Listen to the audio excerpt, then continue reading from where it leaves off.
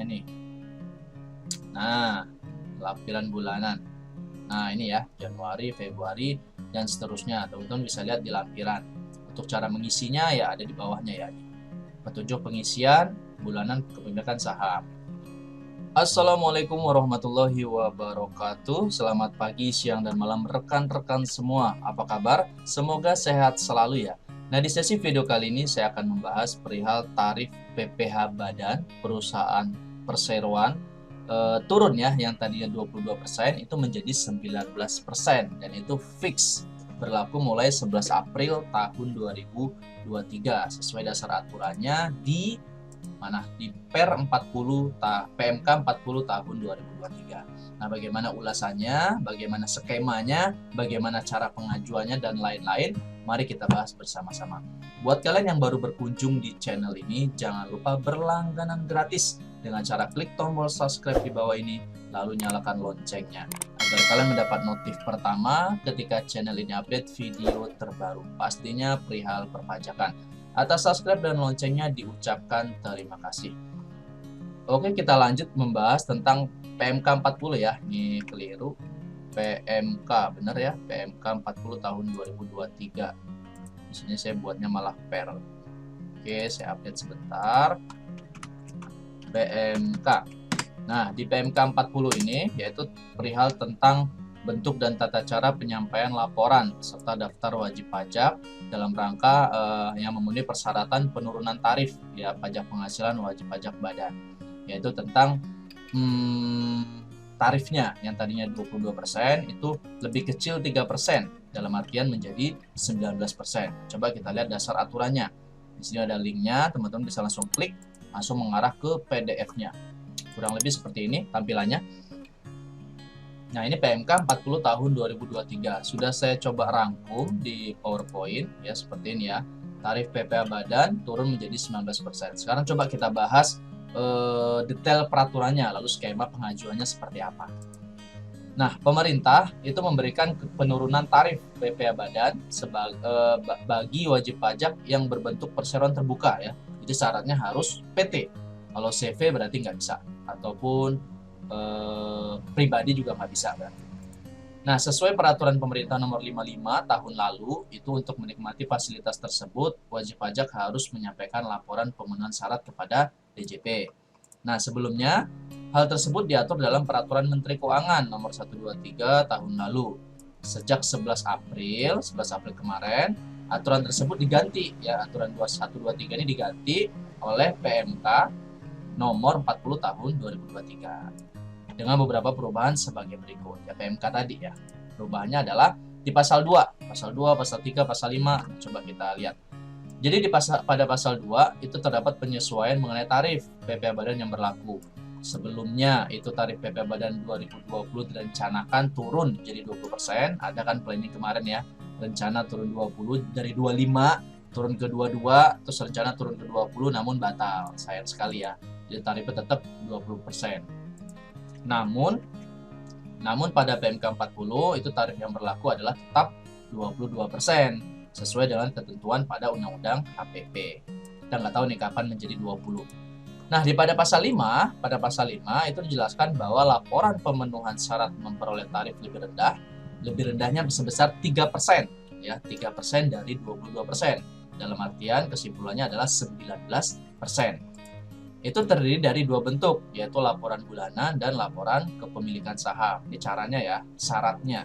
Yang memiliki hubungan istimewa untuk pemegang saham utama dan pengendali. Oke, nah laporan bulanan, tadi ya laporan bulanan sama laporan kepemilikan saham.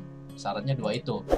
Nah, untuk laporan bulanan itu disampaikan oleh Biro Administrasi Efek. Jadi bukan wajib pajak yang nyampein, tapi Biro. Nanti yang ditunjuk oleh OJK siapa, nah itu yang menyampaikan. Namun, apabila laporan belum memenuhi standar, nah wajib pajak itu bisa menyampaikan sendiri laporan tersebut sesuai lampiran PMK 40 2023. Coba kita lihat. Sesuai seperti ini nih lampirannya nih. Nah, lampiran bulanan. Nah, ini ya, Januari, Februari, dan seterusnya. Teman-teman bisa lihat di lampiran. Untuk cara mengisinya ya ada di bawahnya ya. Petunjuk pengisian bulanan kepemilikan saham. Ya, gampang lah, ada petunjuknya kok, tinggal isi. Ini sebenarnya yang mengajukannya biro tadi, namun karena kalau tidak diterima atau lain sebagainya, itu wajib pajak bisa menyampaikan sendiri dengan cara dilampirkan di SPT badannya. Seperti itu. Nah, untuk laporan kepemilikan saham itu dilaporkan oleh wajib pajak sebagai lampiran dalam SPT tahunan PPh badan. Ya, bisa dilampirin. Pada pasal 5 ayat 4 PMK 20/2023 menegaskan laporan kepemilikan saham tersebut paling sedikit memuat informasi mengenai ini. Ada NPWP, ada tahun pajak, NPWP-nya ya, segala macam. Teman-teman bisa cek lah di PMK nomor 3-nya ya. Ada sampai H ini persyaratannya. Lalu Dewan Komisioner OJK atau pejabat yang ditunjuk memiliki kewajiban untuk melaporkan wajib pajak yang memenuhi persyaratan. Jadi mereka yang menentukan ini wajib pajak PT ABC Tbk ini berhak nggak sih memanfaatkan fasilitas penurunan tarif PPh badan sebesar 3% dari 22%. Kalau berhak ya mereka yang menentukan nanti, seperti itu. Nah, pada PMK 40 itu terdapat penambahan bahwa laporan tersebut dapat disampaikan secara elektronik melalui aplikasi atau sistem yang ditentukan DJP. Jadi nanti mereka menyampaikan dari aplikasi aja, kayak DJP dari menu KSWP dan lain sebagainya. Selain itu tegaskan bahwa penyampaian daftar wajib pajak dilakukan paling lambat akhir bulan setelah berakhirnya tahun pajak yang bersangkutan. Berarti kalau tahun pajak 2023, akhir bulannya berarti Desember ya, Desember 2023. Kalau untuk tahun buku 2022 ini nggak bisa ya, harusnya sih nggak bisa karena dia berlakunya mulai 11 April 2023. Jadi ini berlaku untuk tahun buku di 2023. Nah, detail pasal-pasal teman-teman bisa lihat di sini, dibuka aja nanti biar lebih tahu detail ya. Ini kan jelas di pasal 2 nih, tarif itu sebesar 22%, berlaku pada tahun 2020 dan 2021. Namun di 2022 ini juga tetap 22%, nggak berubah karena ngacu tentang Undang-Undang Cipta Kerja ya, atau harmonisasi peraturan perpajakan. Nah, di pasal 3-nya inilah dia berubahnya. Di pasal 3 itu dijelaskan wajib pajak badan dalam negeri yang dimaksud dalam pasal 2 ini tadi yang menggunakan tarif 22% itu harus berbentuk PT ya, PT Tbk. Nah, dengan jumlah keseluruhan saham yang disetor diperdagangkan pada bursa efek di Indonesia paling rendah 40%. Harus sahamnya itu diperdagangkan pada bursa efek minimal ya, minimal paling rendah 40%. Kalau enggak berarti enggak memenuhi persyaratan, enggak bisa menggunakan tarif. Dan C, memenuhi persyaratan tertentu sehingga dapat memperoleh tarif sebesar 3% lebih rendah dari tarif sebagaimana dimaksud dalam pasal 2 tadi. Harusnya 22%, kita bisa menggunakan tarif menjadi 19%. Ini tax planning ya, termasuk ya, bisa menggunakan tarif PPh lebih rendah dari yang seharusnya. Kurang lebih seperti itu ya teman-teman nih. Kalau masih yang punya TBK mungkin atau yang kerjanya di TBK bisa ini ngajukan. Kalau mau lebih lanjut ya silakan konsultasi ke AR-nya. Silakan minta cara pengajuannya bagaimana, detailnya seperti apa, prosesnya seperti apa. Insya Allah dilayani ya pasti ya. Karena AR tugasnya yang melayani wajib pajaknya, seperti itu. Oke, sekian ya, semoga bermanfaat. Teman-teman bisa ambil dari text based case ini juga bisa.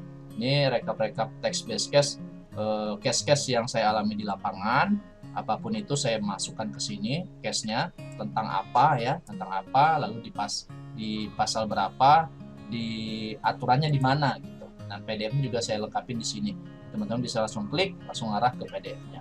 Cara dapetnya gampang ya, cukup investasi sekali aja sebesar Rp99.000, bisa dimanfaatkan selama-lamanya. Dan ini saya update hampir setiap hari, namun bulan puasa kemarin hampir nggak update ya, karena ya sibuk SPT badan juga dan puasa. Insya Allah saya lanjut update setiap harinya ya, seperti itu.